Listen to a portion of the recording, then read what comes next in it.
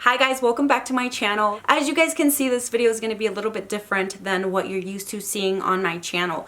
If this is your first time visiting me, my name's Araceli. My channel is geared towards DIYs, budget-friendly, upcycles, home improvement type of stuff. If you are new here, welcome and thank you so much for joining me today. And if you do want to become part of this family, make sure you hit that subscribe button. And if you find this video informative or helpful, make sure you hit that thumbs up. We are going to be talking about the FTC and Coppa, which is a Children's Online Privacy Protection Act. And I feel like this is something that is causing a huge panic in the YouTube world. With good reason. It's pretty much putting content creators' livelihood on the line. Just to set it straight, I'm not an attorney. I'm not giving you any legal advice.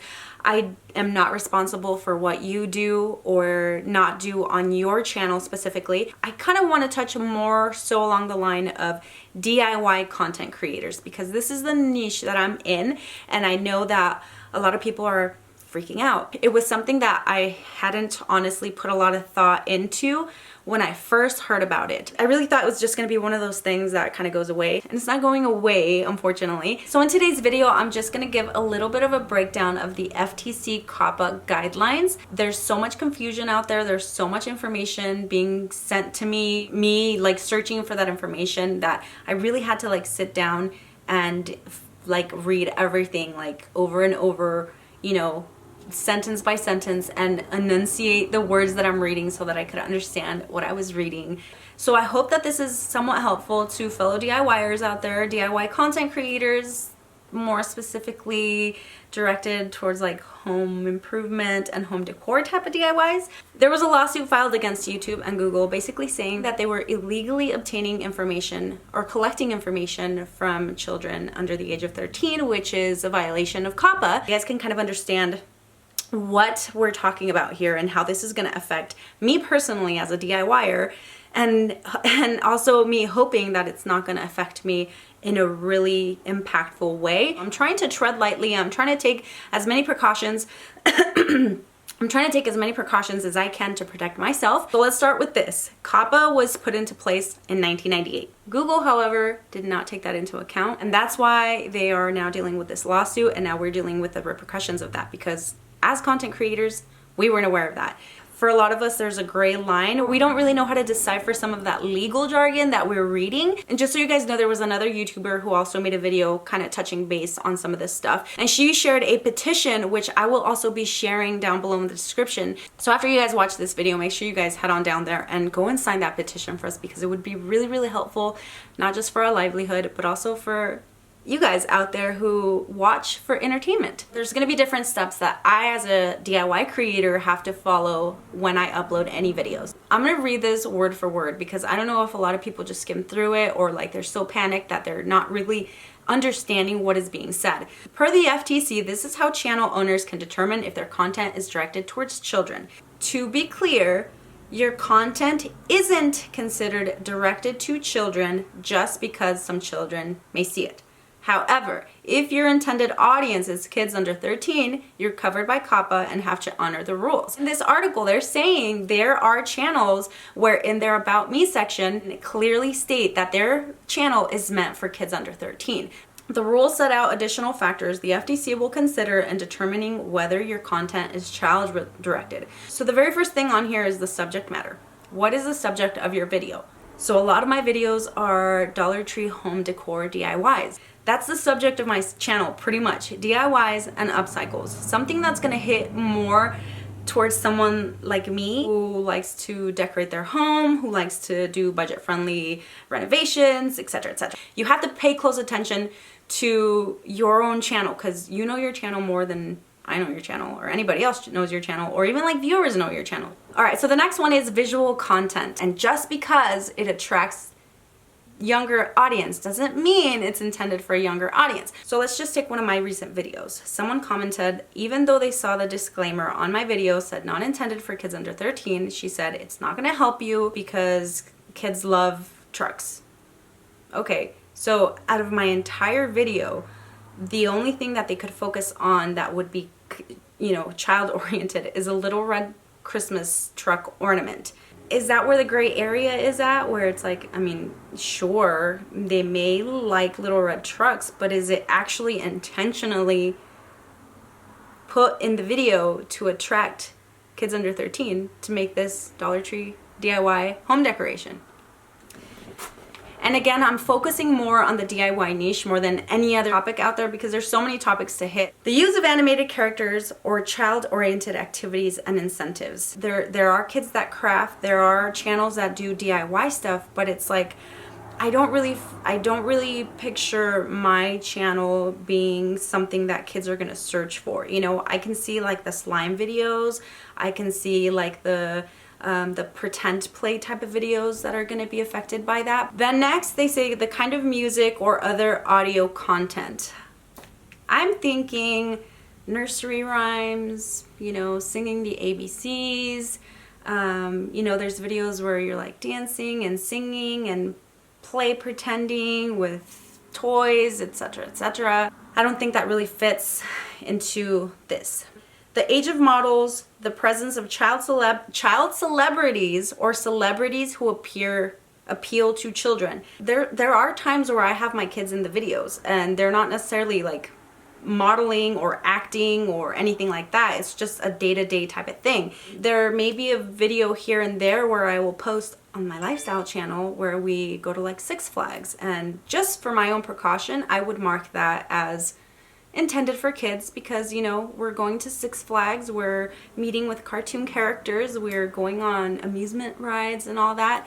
Here on this channel, DIY channel, I don't really see anything. Even if Milani was to come on camera to say hi to you guys, sure, maybe that would, you know, that would attract the attention of a younger audience, especially maybe kids her age, but that doesn't necessarily mean that my content is created for that, to attract viewers of that age. You know what I mean? Even though she may be in the video for 5 seconds.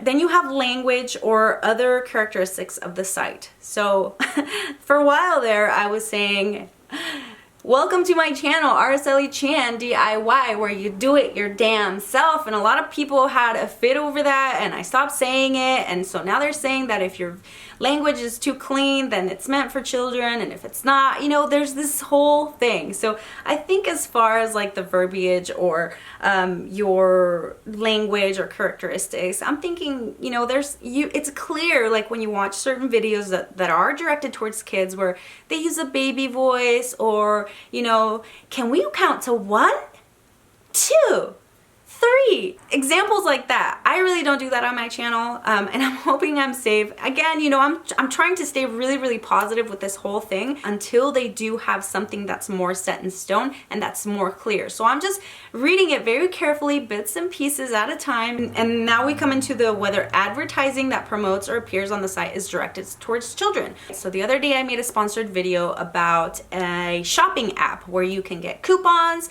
you can get good deals on like local stores near you, blah, blah, blah. That's not really directed towards kids. Now, just very recently, I did a sponsored video where I'm showing some craft crates from 0 to 104 years old, and literally that's how they have it marked on their boxes. So I wasn't really advertising to the younger audience. I was more or less advertising to the people that currently watch my channel to give them ideas on a gift or something that they could do with their family. I'm very family oriented. I also feel like my content is very clear on who it's meant for. When people are doing paid sponsorships on their channels, are you advertising for an adult? Are you unboxing some toys and then playing with the toys as you're reviewing them? There's that gray area where people don't know which is which. I'm pretty consistent to where I don't usually promote products that are geared towards a younger age, if you know what I mean. So the very last factor to consider in determining whether your content is child-directed is competent and reliable empirical evidence about the age of the audience. The only thing that I can base this opinion off of are my Google Analytics. If you have a channel, you have all the information that you need to know about your channel, like the views you get, the subs you get, where you're being viewed at, the money you're making, the gender of who's watching, and the age. When you go to your analytics, go to your audience and it'll give you everything specifically. 1.4%, I believe, of my audience is between 13 and 17 years old. This is clearly telling me who is drawn to my channel. So here it says, first, unless you're affirmatively targeting kids, there are many subject matter categories where you don't have to worry about COPPA. For example, if your videos are about traditional adult activities like employment, finances, politics, home ownership, home improvement, or travel, you're probably not covered unless your content is geared towards kids.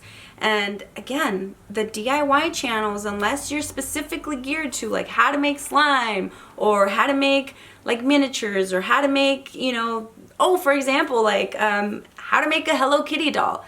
I don't know, that was geared more for like a mom or an aunt or a grandma to make with their kid. I can see where that would attract a younger audience, so just to be safe, I did mark that one as made for kids. I'm really not sure if I should get into that part of it, like whatever's happening on YouTube. I just kind of wanted to be more specific and give my interpretation of the FTC guidelines. So YouTube's gonna do their sweep. They're gonna go into your videos, whatever videos they catch that they think are meant for kids, they're gonna mark it made for kids. If you disagree with that, you can definitely go in there and change it to not made for kids. And that's to your discretion. That's the risk that you're gonna take. That's another thing. Someone also commented that I was gonna be sued for like $32,000 because of using Jenga blocks. Yes, I use the Dollar Tree wooden blocks, if that's what I have to call them from now on. I use those for my DIYs, but it doesn't mean that that DIY is intentionally made for that kid. But I still understand why everybody's in a panic, and I think I'm just kind of trying to do some damage control on my side, because I was freaking out for a little bit after not thinking about it and then starting to freak out and then hearing what everybody's saying and everybody's in a panic, and I for sure thought, oh shoot, I'm gonna have to shut my channel down. And you know, I just wanted to read everything a little bit more closely to make sure that I'm doing what I can on my end to protect myself. A lot of people are questioning, what does it mean? You know, if you have a bright colored content on your videos, if you have animation, yada yada yada. So just because your video has bright colors or animated characters doesn't mean you're automatically covered by COPPA. While many animated shows are directed to kids, the FTC recognizes there can be animated programming that appeals to everyone. And I think that's where they have to kind of be better about telling us what exactly is the content that you're looking for to not advertise to children. I know I pause there a lot, but I'm trying to gather my thoughts. This is a lot of information. I don't know if you guys have made it this far or not, but so what are the possible penalties for violating COPPA? A big figure that we're seeing all over the place, and some that are even being shared in my comments that I have to delete because I don't need that negativity in my life. Penalties of up to $42,530 per violation. But the FTC considers a number of factors in determining the appropriate amount, including a company's financial condition. Shoot, where am I going to get $42,000 from, right? If I'm getting sued for $42,350 or $530 for every single video that I may have violated, I'm going to be bankrupt. You're going to put me on the streets. So they are taking into consideration your net worth, I guess. So including a company's financial condition and the impact a penalty could have on its ability to stay in business. So if you still don't know how COPPA applies to you, make sure you get some advice from a legal source, an attorney, a good lawyer. Again, I'm not a lawyer. I'm not here to give you legal advice or anything like that. I was just kind of really trying to be, you know, read everything very clearly as to how this would impact a DIY channel or my DIY channel. And I'm hoping that I'm taking all the precautions, all the steps to make sure that it's not gonna affect me. So before I wrap this up, again, this was more intended to like really look at the FTC guidelines and try to understand them a little bit better rather than just like already saying, oh my gosh, I'm ruined. It's unfortunate. I hope that something changes, and with that petition especially, I hope that, you know, something changes so that people do not lose their livelihood. It comes down to that. A lot of people, like myself, do depend on YouTube as a source of income. So it's unfortunate this is happening, but I also just kind of wanted to take a step back. And usually I'm the one to panic. I'm the one to always think negatively. And today I have to be a little bit positive and hope that there's a future for my channel and for other DIY content creators also. If you do have questions about any of the FTC guidelines, I will link their website down below. There's a lot of legal jargon, I can tell you that. If you guys did find this helpful, I would really appreciate you guys leaving me a thumbs up. And again, leave me your comments or questions down below. If you have any new information that I haven't really touched on, and you know, I did focus only on the FTC guidelines. I didn't focus really on like the Google or YouTube side of it too much. Putting some positive vibes out there, you guys. For those of you that are commenting and trying to like make me aware of what's happening, I'm aware. I'm treading lightly and I'm doing what I can to still be able to do what I love and share with you guys, and you know, complying with the federal law. That is going to be it for today's video. Again, if you did enjoy it or find it helpful, and even if you didn't, leave me a thumbs up, leave me your comments down below. Don't forget to subscribe for hopefully more adult oriented home decor DIYs and home improvement. And I'll see you guys on the next one. Bye. And PS to all the other DIY channels out there, there may be some of us that may not see eye to eye. There may be some of us that don't know you, you don't know me. But, you know, I wish you all the best of luck. I hope that your channels are successful, and I hope that this all passes and we can all just become a big, happy DIY community together. All right. Have a good one. Bye.